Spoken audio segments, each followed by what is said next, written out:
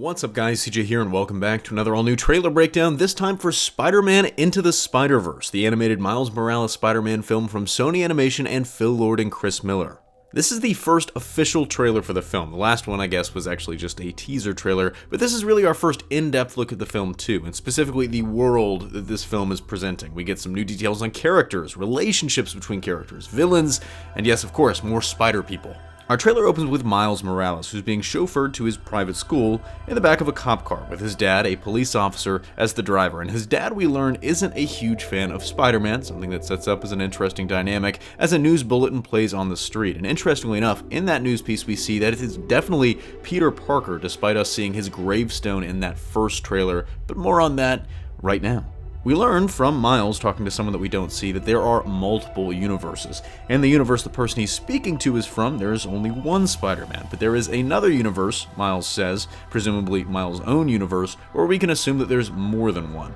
This is highlighted when Peter Parker saves Miles from what looks like the film's version of Ultimate Green Goblin, after Miles wandered out on the two fighting in a massive subway tunnel. And knowing how that went in the comics, this could be where the Peter of Miles universe dies, trying to save him, given the fact that we see his gravestone in that first trailer again. Regardless, some version of Peter takes Miles under his wing and teaches him to be Spider-Man, while we get a cool look at Peter's suits in his lair, or spider cave, or whatever they'll call it in the movie. And here we actually see three of Peter's suits, the classic one in the center, what looks like his Secret Wars costume on the right, and an unknown one on the left that actually looks like the Spider-Man black suit, but with this really strange red symbol. So if you know what that is, drop us a line in the comment section down below. This version of Peter has an interesting training method, as we see he teaches Miles how to use the web shooters to swing by having him go from tree to tree in what looks like a forest but could just be played off as like some part of Central Park. And here we meet another spider person, Gwen Stacy, voiced by Haley Steinfeld, although what role she's going to play in the movie is TBD. This is the first time we've seen her, and it is the full works, the Spider-Gwen costume.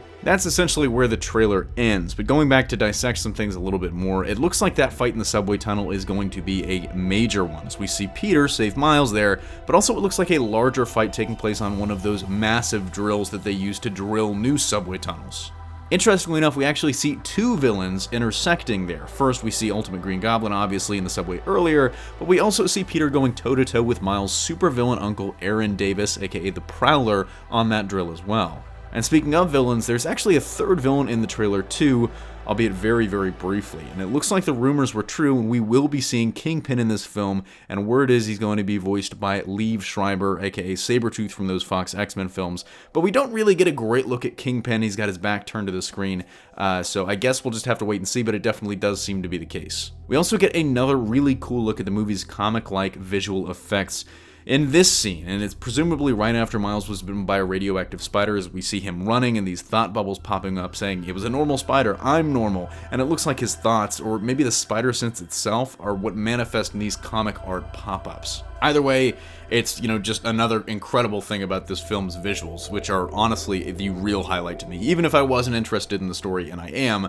I would be going to see this for the visuals alone. All in all, I was really impressed with this trailer, and I was impressed with the first trailer, but this one kind of just took the hype to another level. I'm actually really, really intrigued by what looks like combining of different comic storylines, like Spider-Verse, and I feel like we still aren't scratching the surface of that. I feel like there's going to be way more universes and characters in the film, with other elements from comics like Ultimate Spider-Man, which, especially seems to show up in Miles' origin and the death of Peter Parker and whatnot.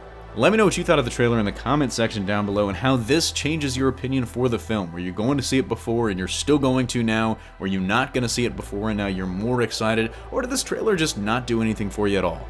That's going to do it for me here, though. Thanks for watching. Don't forget to smash that like if you like what you saw, subscribe for more great content every single day, and consider turning on your notifications to be alerted every time we upload a new video. Signing off, this is CJ, and I'll see you next time.